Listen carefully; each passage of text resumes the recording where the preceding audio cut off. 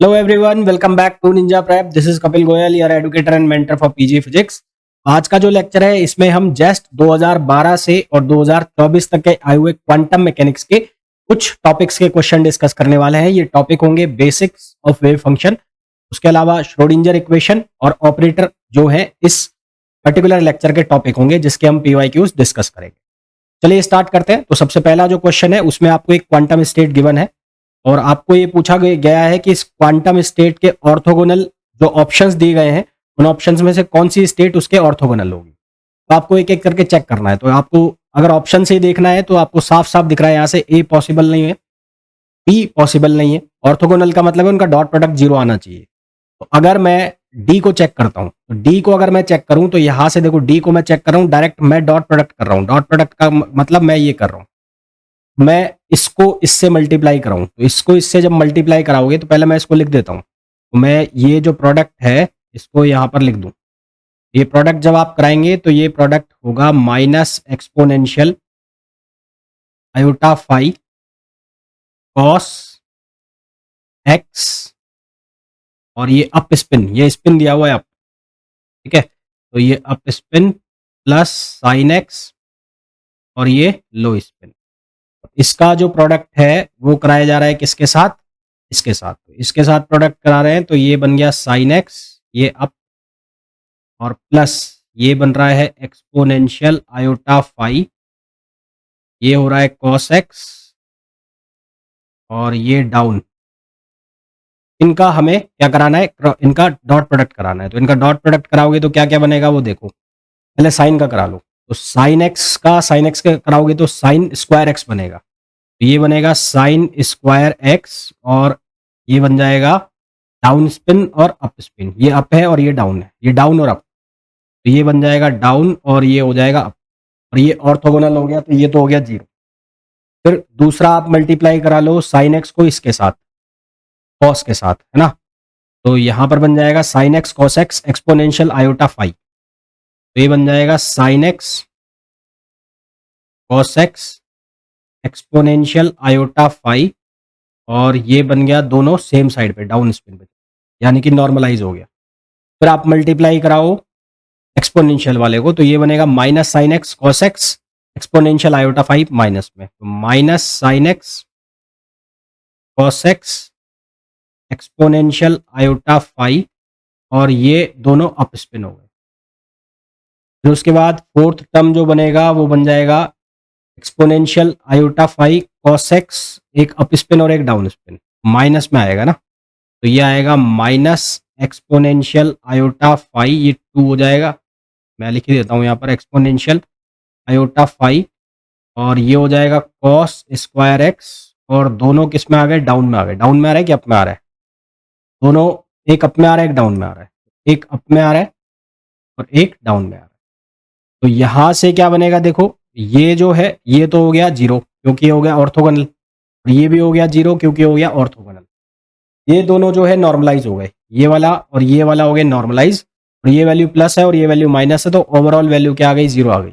इसका मतलब जो डी है डी, तो डी क्या हो जाएगी, इसकी एक ऑर्थोगोनल स्टेट हो जाएगी। ये जो है क्यूईटीपीजी और फिजिक्स एग्जामिनेशन, इस बैच में आपको लाइव प्लस रिकॉर्डेड क्लास मिलेंगी, साथ ही साथ 1000 प्लस प्रैक्टिस क्वेश्चंस भी मिलेंगे।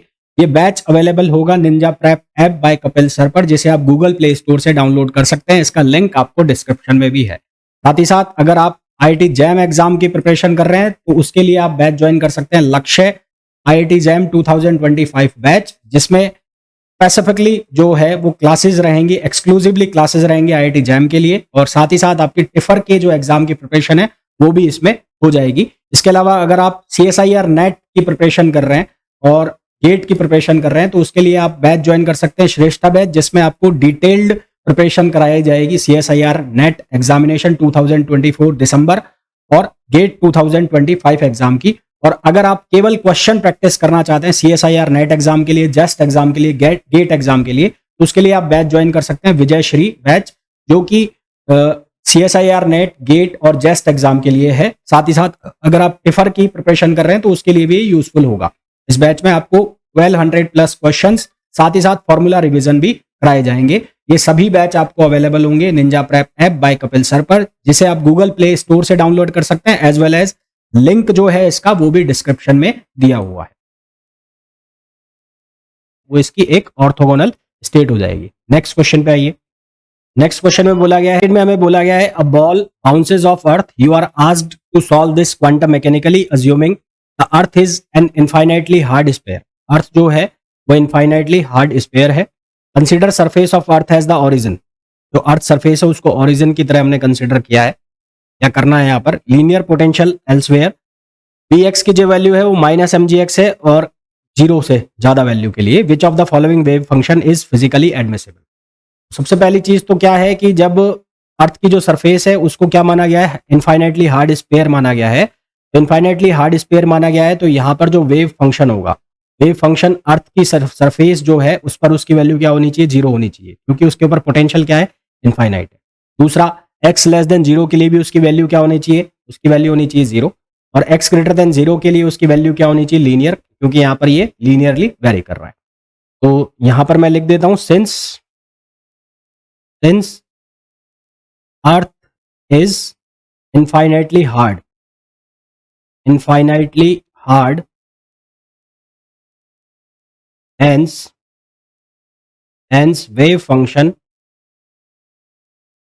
wave function should be zero at earth surface for x less than zero and non-zero for x greater than zero। x greater than zero के लिए non zero होना चाहिए। अब एक एक करके ऑप्शन चेक कर लो। पहला जो ऑप्शन है, पहले ऑप्शन में लिखा है psi equals to A e power minus k x upon k x. पहले ऑप्शन में लिखा है psi equals to A e power minus k x upon x. तो यहां पर जब मैं डालूंगा एक्स इक्वल्स टू जीरो, तो when x equals to zero, तो साई जो है वो अप्रोच कर जाएगा इनफाइनाइट को, यानी कि ये फिजिकली एक्सेप्टेबल नहीं है, क्योंकि यहां पर ये नॉट डिफाइंड है। कौन सा हो गया, नॉट डिफाइंड हो गया। तो पहला जो ऑप्शन है वो तो तुम्हारा हो गया गलत, पहला ऑप्शन को तो हटा दो। दूसरा ऑप्शन चेक करो, दूसरे ऑप्शन में बोला है, सेकंड जो ऑप्शन है उसमें हमें बोला है psi equals to A e power minus k x square, ये बोला है। अब जब मैं एक्स इक्वल्स टू जीरो डालता हूं इसमें, तो यहाँ साई की वैल्यू कितनी आती है, ए आती है। जबकि हम यहाँ पर क्या कह रहे हैं कि जो अर्थ सरफेस है जिसको ओरिजिन कंसिडर किया गया है, वहां पर जो वेव फंक्शन है वो क्या होना चाहिए, जीरो होना चाहिए। यहाँ पर ये क्या वैल्यू आ रही है, डेफिनिट वैल्यू आ रही है। यहाँ पर क्या वैल्यू आ रही है, डेफिनिट, इसका मतलब ये ऑप्शन भी कैंसिल हो गया। तो ऑप्शन बी भी तुम्हारा हो गया कैंसिल। ऑप्शन सी चेक करते हैं। तो ऑप्शन सी अगर आप चेक करें तो ऑप्शन सी में क्या लिखा हुआ है, ऑप्शन सी में लिखा हुआ है माइनस ए एक्स और के ई एक्स। ये लिखा हुआ है माइनस ए एक्स और के ई एक्स, ऐसा लिखा हुआ है। जैसे यहाँ एक्स की वैल्यू मैं जीरो करूंगा, एक्स की वैल्यू कितनी करूंगा, जीरो करूंगा, साई की वैल्यू हो जाएगी जीरो। तो एक्स की वैल्यू जीरो, हालांकि इसको ऐसे भी कर सकते हो तुम, इसको दो फंक्शन ले लो, एक फंक्शन ले लो साई वन और एक फंक्शन ले लो साई टू। साई वन जो है वो क्या हो गया, वो हो गया माइनस ए एक्स, और साई टू जो हो गया वो हो गया ई पावर, वो हो गया ई पावर के एक्स है, ये के ई पावर एक्स है, ई पावर के एक्स है यहाँ, ये है ई पावर के एक्स। ये जो वैल्यू है वो हो गई ई पावर के एक्स, तो इसको लिख लो ई पावर के एक्स। तो इसको कैसे चेक करो, इसको चेक करो, ये दोनों ही इंक्रीजिंग फंक्शन है ना, दोनों ही लीनियरली इंक्रीजिंग फंक्शन है, तो दोनों ही डोमिनेट करेंगे। तो इसको सॉल्व करने का मैंने आपको बताया हुआ है, फिर भी बता देता हूँ कि जब आप x को कितना रखोगे, जीरो रखोगे, तो साई वन जो है वो कितना हो जाएगा, जीरो हो जाएगा। साई वन कितना हो जाएगा, जीरो। और जब आप x को जीरो रख रहे हो तो साई टू, एक्स जीरो रख रहे हो तो साई टू की जो वैल्यू है वो कितनी हो रही है, वन हो रही है। साई टू की जो वैल्यू है वो कितनी हो रही है, वन हो रही है। और यहाँ पर वन इंटू जीरो कितना आ गया, जीरो आ गया। वन इंटू जीरो कितना आ गया, जीरो आ गया। और जब आप साई की वैल्यू, एक्स की वैल्यू कितनी रखोगे, इनफाइनाइट, जब आप एक्स की वैल्यू को इनफाइनाइट रखते हो, एक्स की वैल्यू को इनफाइनाइट रखते हो, तो साई वन किधर अप्रोच कर जाता है, इनफाइनाइट। और जब एक्स की वैल्यू को इनफाइनाइट रखते हो यहाँ पर, तो ये भी क्या बनता है, ये साई टू, ये साई टू जो है ये क्या बन जाता है, ई पावर, ये बनता है इनफाइनाइट, और ये भी क्या बन गया, इनफाइनाइट। है ना। तो यहां पर ये भी क्या हो गया, ये हो गया नॉट डिफाइंड, यहां पर ये क्या हो गया, नॉट डिफाइंड। अब इसी तरह से डी को अगर हम चेक करें, डी को, डी ऑप्शन जो है उसमें लिखा हुआ है साई इजक्वल्स टू, यहां लिखा हुआ है ए एक्स ई power minus k x square, ये लिखा हुआ है ए एक्स ई power minus k x square. यहां पर एक इंक्रीजिंग फंक्शन है और एक डिक्रीजिंग फंक्शन है, ये साई वन एक्स और ये हो गया साई टू एक्स। तो ये वाला जो है ये तो है इंक्रीजिंग फंक्शन और ये है डिक्रीजिंग फंक्शन। अब जहां यहां पर हमने देखा था तो यहां पर जो रिजल्टेंट निकल रहा था वो दोनों के मल्टीप्लिकेशन से निकल रहा था, ऐसा नहीं था कि कौन डोमिनेट कर रहा है। अब यहां पर एक टाइम पर एक डोमिनेट करेगा और जो डोमिनेट करेगा उसके इफेक्ट को हम कंसिडर करेंगे। जैसे कि साई वन एक्स है, ये इंक्रीजिंग फंक्शन है, कौन सा फंक्शन है, इंक्रीजिंग। तो साई वन एक्स की वैल्यू जब मैं कितना रखता हूं, जब मैं रखूंगा x बराबर 0, तो at x is equals to 0, x is equals to 0 पर साई वन एक्स जो है वो क्या वैल्यू देगा, ये इंक्रीजिंग फंक्शन है, साई वन एक्स क्या वैल्यू देगा 0, और साई टू एक्स जो है वो क्या वैल्यू देगा, ई यहां पर 0 डालोगे और यहां पर जब ये वैल्यू 0 डाल दोगे तो ये क्या वैल्यू आएगी, ये ई पावर माइनस 0, और माइनस 0 की वैल्यू कितनी हो जाएगी 1। ठीक है, तो यहां पर डोमिनेट कौन करेगा, ये इंक्रीजिंग फंक्शन, ये इंक्रीजिंग फंक्शन जो है वो डोमिनेट करेगा, ये डोमिनेट करेगा तो ओवरऑल आंसर कितना हो गया, 0 हो गया। अब निकाले at x is equals to infinite, infinite पर निकालोगे तो साई वन एक्स जो है वो इनफाइनाइट की तरफ अप्रोच करेगा, जबकि साई टू एक्स जो है वो क्या वैल्यू देगा, ई पावर माइनस इनफाइनाइट, और माइनस इनफाइनाइट कितना होता है, 0 होता है, माइनस इनफाइनाइट 0 होता है। अब यहां पर जो डोमिनेट करेगा वो कौन करेगा, ये करेगा जो डिक्रीजिंग फंक्शन, डिक्रीजिंग फंक्शन, दोनों ही केस में इसकी वैल्यू क्या आ गई, 0 आ गई। अब एक बात ध्यान रखना, जब इंक्रीजिंग और डिक्रीजिंग फंक्शन हो, ये बात आप ध्यान रखना, जब इंक्रीजिंग डिक्रीजिंग फंक्शन हो तो लोअर वैल्यूज पर जो डोमिनेट करेगा वो करेगा इंक्रीजिंग फंक्शन, और जो हायर वैल्यूज है उस पर जो डोमिनेट करेगा वो करेगा डिक्रीजिंग फंक्शन। आपस से सुन लो, जब इंक्रीजिंग डिक्रीजिंग फंक्शन का कॉम्बिनेशन बन रहा है तो जो लोअर वैल्यूज है, लोअर वैल्यूज उन पर डोमिनेट करेगा इंक्रीजिंग फंक्शन, और जो हायर वैल्यूज है उन पर जो डोमिनेट करेगा उन पर करेगा डोमिनेट कौन, डिक्रीजिंग फंक्शन। तो यहाँ दोनों ही केस में इसकी जो वैल्यू है वो 0 हो गई, और यही हमें चाहिए था कि इनफाइनाइट पर भी उसकी वैल्यू कितनी हो जाए, 0, और जो अर्थ की सरफेस है वहां पर भी उसकी वैल्यू कितनी हो जाए, 0। तो इसका मतलब हमारे पास जो इसका सही आंसर आ गया वो कौन सा आ गया, डी। तो अगर आपको ऑप्शन टिक करना है तो कौन सा आंसर आ जाएगा, इसका डी इसका राइट आंसर आ जाएगा। नेक्स्ट क्वेश्चन पे आ जाइए, ये क्वेश्चन मैंने आपको कराया हुआ है ना, इसका आंसर क्या आ जाएगा, सी आ जाएगा, इसको करके देख लेना, मैंने कराया हुआ है आपको। नेक्स्ट क्वेश्चन पे आइए, नेक्स्ट क्वेश्चन में बोला है the elastic wave on a stretched rectangular membrane size l into 2l in the X Y plane is described by the function A. Function की जो वैल्यू है वो फंक्शन की वैल्यू है A sine pi X upon L, A sine pi X upon L, फिर है sine pi Y upon L, sine pi Y upon L, फिर है cos omega T plus phi, ये दिया हुआ है। हाँ जी, where A and phi are the constant, the speed of elastic wave is V. Elastic wave की speed जो है वी है, द एंगुलर फ्रिक्वेंसी। अब हमें ये बहुत अच्छे से पता है कि जो वी है, वी इलास्टिक वेव की जो स्पीड होती है वी, वो किसके इक्वल होती है, ओमेगा के। तो यहां से हमें किसकी वैल्यू निकालनी है, ओमेगा, तो ओमेगा किसके बराबर हो गया, वी इंटू के। अब यहां से हमें के निकालना है। अब यहां पर ये दो डायरेक्शन में ट्रेवल चल रहा है इसका साथ में, इसमें दो डायरेक्शन आ रही है, एक्स भी और वाई भी। तो मैं इस वेव फंक्शन को ऐसे लिख लेता हूं, कैसे, तो मैंने लिख लिया साई ए साइन के एक्स एक्स, और इसको लिख लिया साइन के वाई वाई, और ये हो गया cos omega T plus phi. जहां के एक्स है उसकी वैल्यू किसके इक्वल हो गई, पाई अपॉन एल, और जो के वाई है उसकी वैल्यू भी किसके इक्वल हो गई, पाई अपॉन एल। अब हमें ये बहुत अच्छे से पता है कि जो के है वो एक वेक्टर क्वांटिटी होती है, वेव प्रोपोगेशन वेक्टर, जिसको आप किससे लिखते हो, के इक्वल्स टू के एक्स स्क्वायर प्लस के वाई स्क्वायर प्लस के जेड स्क्वायर। यहाँ पर आपके पास जेड तो है नहीं, तो के किसके इक्वल हो जाएगा, के इक्वल हो जाएगा के एक्स स्क्वायर प्लस के वाई स्क्वायर। अब ये वैल्यू डाल दो, तो यहाँ से दोनों की वैल्यू डालोगे तो पाई स्क्वायर अपॉन एल, तो ये हो जाएगा under root 2 pi upon L. ये वैल्यू को आपको यहाँ सब्स्टिट्यूट करना है, यहाँ सब्स्टिट्यूट करना है। तो अब ओमेगा की जो वैल्यू है वो कितनी बन जाएगी, वो बन जाएगी √2 पाई वी अपॉन एल। तो एंगुलर फ्रिक्वेंसी जो आ जाएगी वो आ जाएगी √2 pi V upon L, √2 pi V upon L, यानी कि ऑप्शन बी। इसका जो करेक्ट आंसर आ जाएगा वो आ जाएगा बी। आ जाइए नेक्स्ट क्वेश्चन के ऊपर।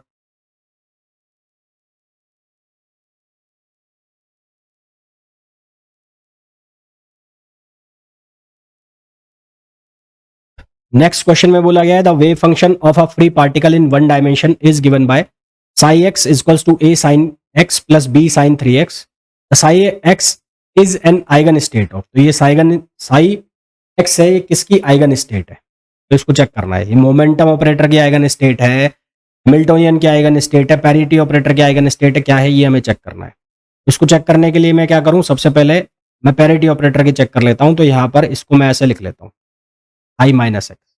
तो क्या होगा, ए यहां से हो जाएगा साइन माइनस एक्स, और ये हो जाएगा बी साइन, और यहां पर भी हो जाएगा 3x। अब साइन की जो प्रॉपर्टी होती है वो क्या प्रॉपर्टी होती है, sine minus x is equals to minus sine x, ये प्रॉपर्टी होती है। तो यहां से ये क्या बन जाएगा, माइनस ए साइन एक्स, और ये हो जाएगा माइनस 3b, 3b नहीं बी, सिर्फ minus B B sine 3x। Minus common आ गया, ये कितना बच गया, ये बच गया a साइन एक्स प्लस ये हो गया b साइन 3x। तो यहां हमारे पास क्या आ गया, हमारे पास आ गया psi minus x equals to minus of psi x. ये पैरिटी ऑपरेटर की प्रॉपर्टी होती है।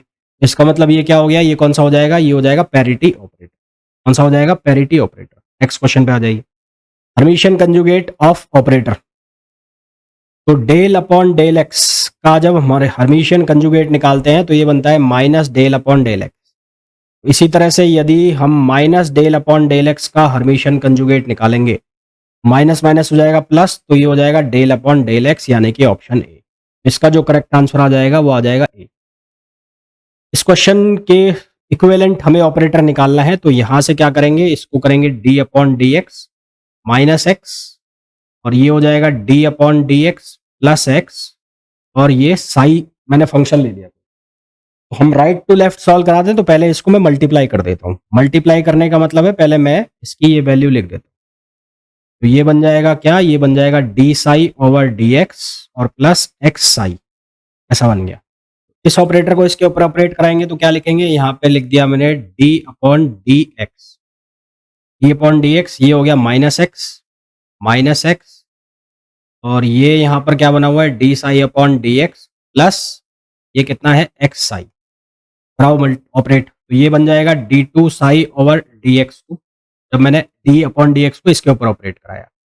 अब इसको ऑपरेट कराना है एक्स साई के ऊपर, तो मैं इसको पहले सिंपल फॉर्म में लिख देता हूँ एक्स साई, फिर minus x D Sai over d x, और ये हो जाएगा minus x square Sai.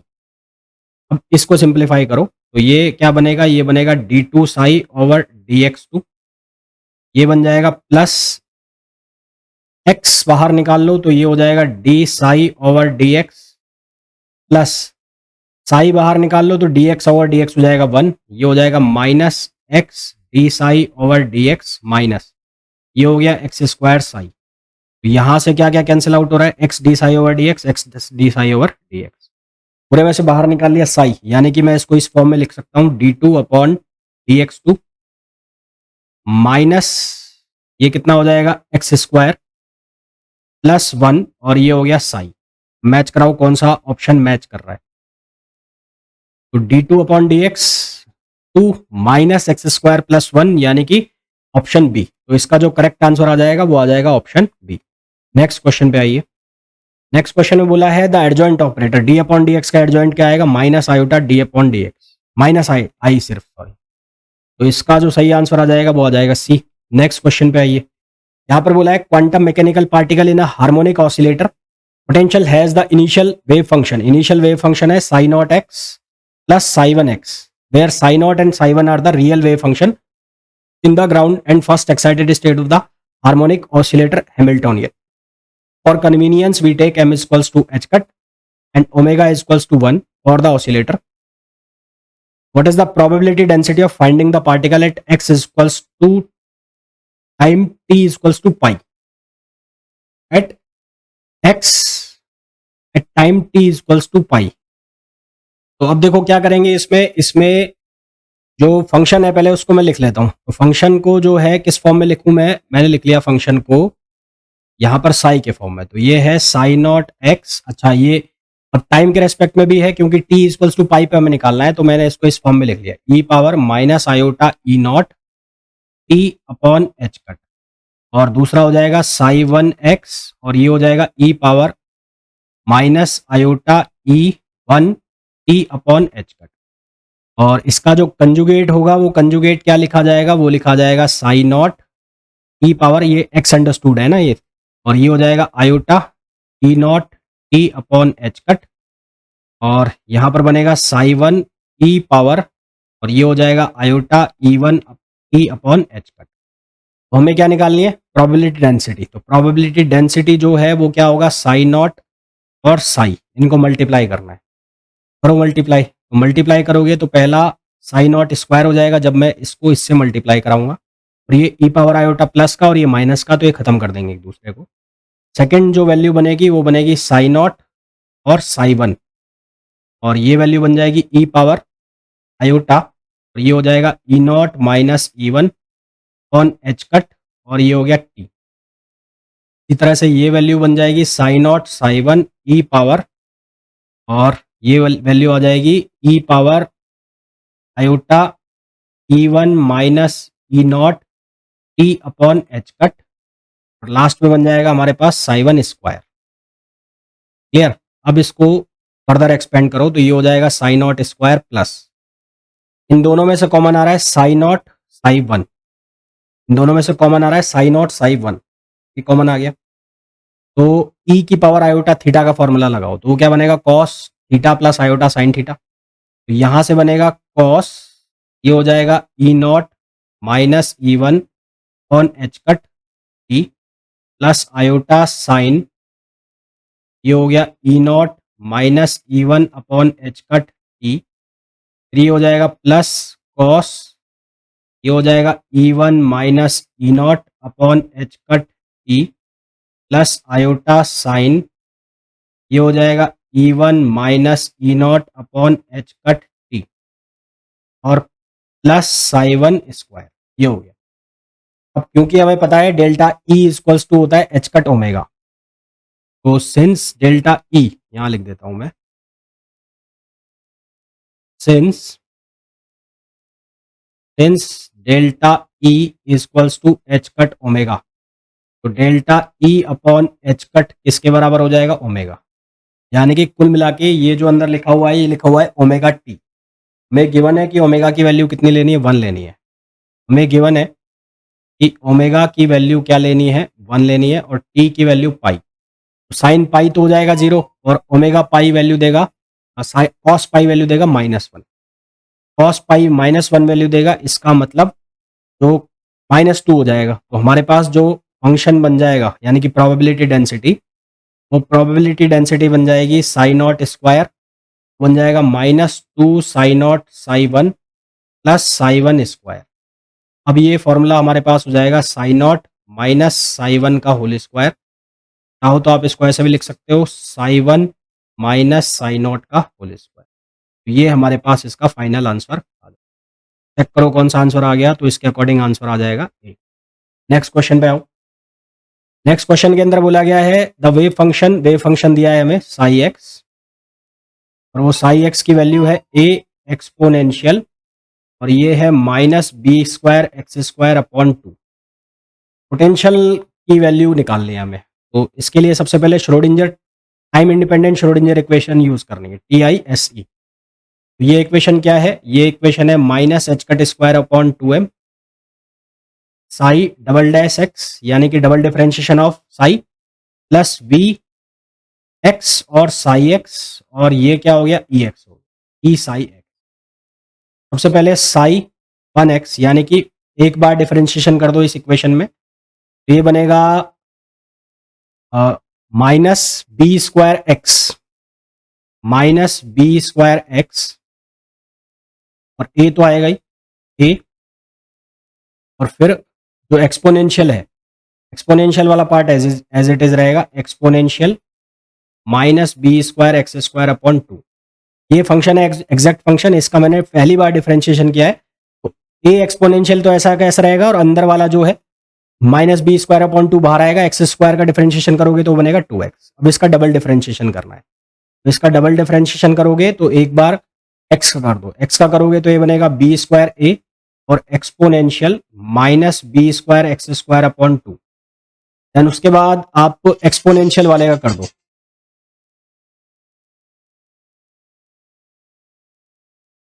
Exponential वालों का करोगे तो ये बनेगा, यहां से बनेगा माइनस माइनस हो जाएगा प्लस, और ये बी स्क्वायर ए, और यहां पर बन जाएगा एक्स स्क्वायर, एक्स स्क्वायर, और ये हो जाएगा exponential minus B square x square upon 2। इसमें से कॉमन निकाल लो, A exponential minus B square x square upon 2, तो A exponential minus B square x square upon 2 common आ गया, तो ब्रैकेट में कितना चला गया, ब्रैकेट में चला गया माइनस बी स्क्वायर, और ये आ गया कितना, ये प्लस का बी स्क्वायर, और ये एक्स स्क्वायर आ गया, ये आ गया बी स्क्वायर एक्स, यहाँ बी पावर 4 हो जाएगा, ये बी पावर 4, क्योंकि ये वापस से मल्टीप्लाई होगा ना, तो बी पावर 4 हो जाएगा। तो ये जो चीज़ है फंक्शन की पहले से वैल्यू लिखी हुई है, तो साई डबल एक्स एक्स जो है वो कितना बन जाएगा, वो बन जाएगा minus B square plus b power 4 x square, और ये हो गया साई एक्स।